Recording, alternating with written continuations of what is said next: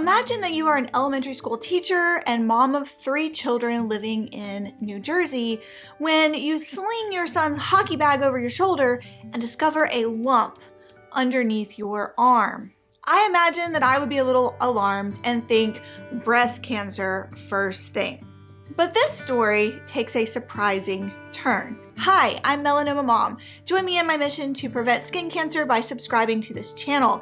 This video is part of my melanoma diagnosis story series where I share your stories and articles that I find about diagnosis here on my channel to spread awareness. I'm always looking to share your stories here on my channel. You can email me at this email address right here. Today's story features Shannon, a mom of 3 kids and an elementary school teacher who did indeed pick up her son's hockey bag, throw it over her shoulder, and notice a lump. She had some pain, but she didn't think much of it because she had just had a mammogram a couple of months before and nothing showed on her results. So she was surprised when a couple of weeks later she went to her regular physician for a normal well checkup and brought the lump to her doctor's attention. Her doctor suggested Shannon go in for another mammogram.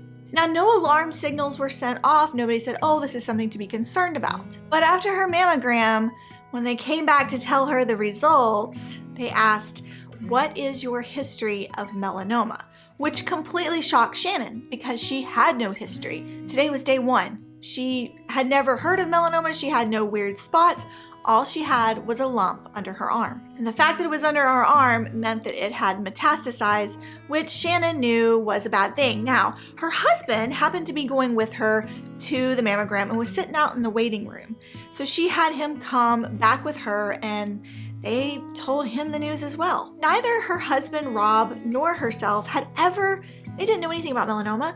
They thought it was, an old people's cancer that old people got, and Shannon is 39 years old, relatively young. But they knew the word metastatic was not a good thing. Shannon and her husband Rob were in quite a bit of shock, but they had their daughter's ballet recital that evening and they weren't ready to share the news with their kids. They needed to focus on their daughter's accomplishment and her recital. They thought, well, I'll just deal with this. We'll just deal with this tomorrow. I mean, really, how do you tell your 3 kids, young kids, that you have cancer? There's no easy or right time to share that news, let alone will a 4-year-old understand, because Shannon's youngest at this time was 4 years old. The doctors told Shannon she would have to have treatment, and so Rob and Shannon sat down to decide where they would have their treatment. Now, they weren't that far from New York City, so they knew they had a lot of really good options.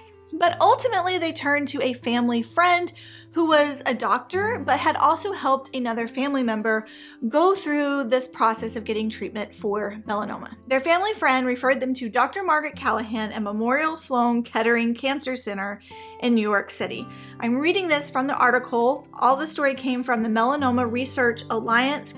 I will leave the website with the article down below so you can read it yourself. Dr. Callahan confirmed that indeed the melanoma was stage 3 metastatic and that there was an unknown primary origin. They never found a mole or a spot, just the lump. Now, out of all the treatments that could have been recommended to Shannon, Dr. Callahan chose to offer up the option of a clinical trial. Now, Rob, her husband, did not like the idea of a clinical trial. Had some misinformation. He had some incorrect assumptions about clinical trials. He'd heard some stuff, and he was like, no, you want to stick with the traditional treatments.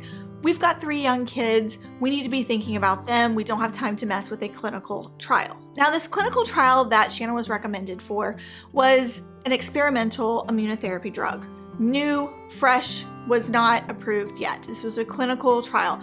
I will leave the article. I suggest you go read about this clinical trial in the article and about this experimental drug. They told Shannon if she wanted to sign up for this clinical trial, she would need to wait 2 months.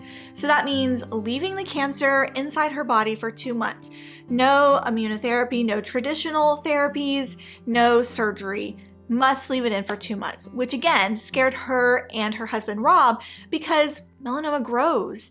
And again, they have 3 children to think about, which is totally understandable. Any good parent is going to first think about their children and about their spouse and want to get cancer out of their body. Shannon was intrigued about this clinical trial, but it took a lot of convincing from the doctors explaining how clinical trial works to get Rob on board. But eventually, he was on board. This is where the story takes a positive spin and then everything comes crashing down on Rob and Shannon, because what I failed to tell you about this story is it takes place in March of 2020. We all remember what happened then around the globe. Rob and Shannon were very positive about this clinical trial. They finally told their kids, who were at the time ages 4, 7, and 10, Mommy's getting ready to have some medicine that's going to help her to feel better. So they completed the first 2 rounds of the treatment, and then it was time for the surgery. But the world had other plans in March of 2020. Now, Rob and Shannon were getting ready to move to the Catskills because they wanted to get out of the city of New Jersey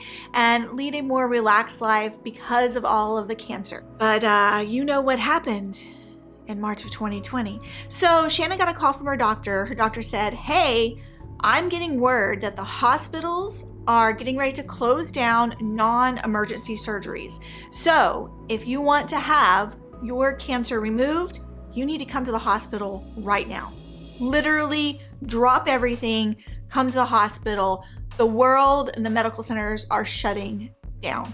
Not what you want to hear. So despite all of their previous plans, Rob dropped Shannon off at the hospital. And because of the certain virus that was going around, Shannon had to go into surgery by herself without her husband for support.